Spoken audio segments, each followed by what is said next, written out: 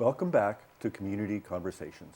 I'm your host, Steve Mantis, and my special guest today is Patty Hajdu, our member for Thunder Bay Superior North. Welcome back, Patty. Thanks, Steve.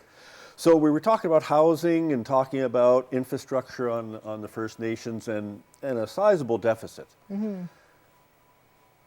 I have no problem with the amount of spending that we're doing.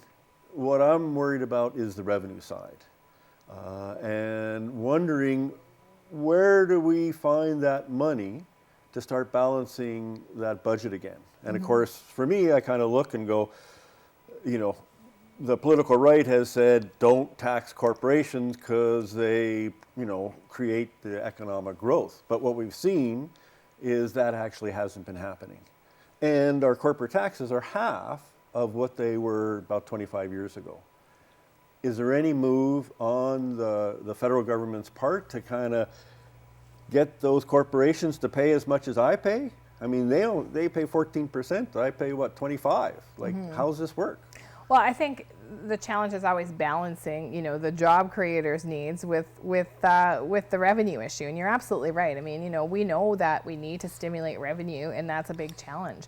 But what we're hoping is that with a booming economy, we're going to have people that are able to invest, able to, you know, move forward, able to grow their businesses, able to contribute, you know, and whether it's through taxation or other ways that's going to actually alleviate some of the economic burden that we're seeing. And I'm very confident that this approach is you know, well supported by economists. The deficit, although, you know, you talk about balanced budgets, that's important, of course, and everybody acknowledges that.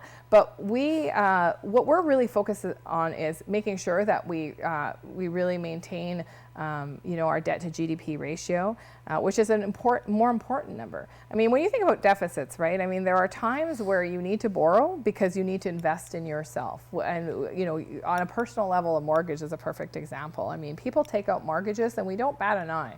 We decide that we're going to borrow the money because we can afford it. The, you know, borrowing costs are low right now. I mean, in the 90s they weren't so low, but and we do that because we know that it's an investment in the security of our family, of course, but also it's a long-term investment, and we know that we're going to pay off that mortgage, and then when we retire, we're going to have a safe place to live, essentially, that the mortgage is complete, and it's an investment in our security. This is really no different, and I think that you know, the deficit that we're talking about is manageable. We've got, you know, the budget is downloadable online. I encourage people to take a look at that, to take a look at the plans that we have in terms of... But coming back to that issue of taxation, if you look historically, in the 60s and 70s, we had maximum economic growth. We had the growth of all kinds of social programs that now have been disintegrated, and that disintegration has happened at the same time as the cuts have happened to the corporate profits. And this is not tax on income. I mean, I get taxed on my income. Mm-hmm. This is after all their expenses are paid and there's profit left over. This is not the money they're reinvesting. You reinvest, that's one of your expenses. This is money that's left over, right? Are you guys going to address that issue? I think right now the plan that we have moving forward is exactly what we proposed to Canadians in our platform, which is to not actually address, you know, increasing taxes on corporations or increasing taxes on small businesses, but really look at how we can generate our economy in different ways. And this investment in infrastructure is really about getting people back to work, getting our economy stimulating again, looking for ways that we can improve our ability to export as a country, our trade ability, and this is the movement that we've committed to in our election platform. In terms of moving forward, I mean, I'm not privy to those conversations. Obviously, our Minister of Finance is, you know, looking at all of the options available to him. But I feel very confident in his leadership and the Prime Minister's leadership. I think they have a solid plan, and I think we need to give it a little bit of time before we come up with a plan B. I think we need to actually take the time to see if this massive historic investment in infrastructure, if you will, produces the results that we hope it will. I mean, the economists seem to think that they do. We purposely have a fairly conservative estimate on revenue because we don't want to mislead Canadians. We don't want to paint a beautiful rosy picture. We want to be realistic. Let's give it some time and see how it all comes to play. But I'm very confident in their leadership. I know that I know that they're committed to growing the economy, taking care of those that are the most vulnerable, and I'm really looking forward to seeing what the next few years bring. So one of the first jobs, at least a public job, that we heard about was your role in co-leading the inquiry into murdered and missing Aboriginal women. Reflect a little bit about how that's gone so far. I mean, that was a very emotional piece of work. The first stage, we launched the pre-inquiry consultations on. We announced the inquiry on December the 8th. We had immediate support of the families and the Indigenous groups that had been calling for an inquiry very vocally for a number of years. In some cases, you know, we have a local woman. I always like to mention her name, Sharon Johnson, who's been working on this for decades. You know, a decade at least.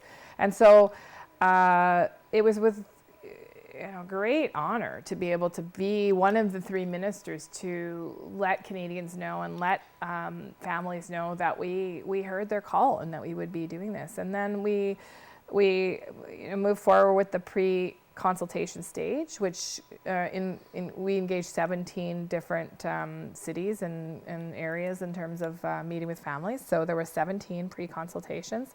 We also worked with a number of stakeholder groups. We had a federal, provincial, territorial meeting, a round table where we agreed, where the provinces agreed to full participation, which was very significant. We needed that agreement in order to be able to examine some of those provincial issues that intersect with this. We heard many, many issues. We heard policing issues. We heard child protection issues. Of course, the intersection of racism and the history of our country with colonization and patriarchy. Many of it was not surprising.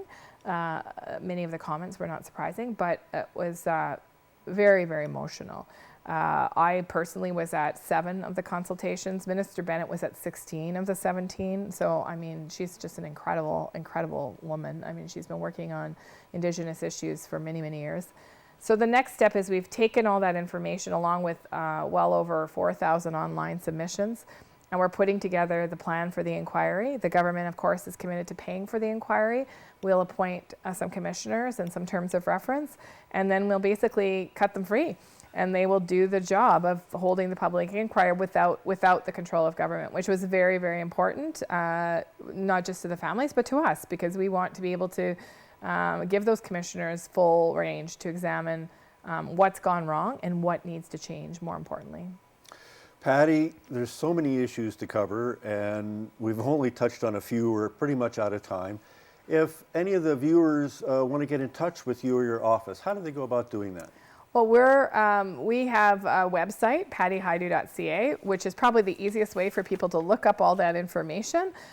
We have a constituency office. We are now up to nearly 3 full-time staff. We just hired our 3rd full-time staff person, and she'll be starting shortly near the end of the month. And we'll be able to offer French language services at that time as well. So we're very excited about that.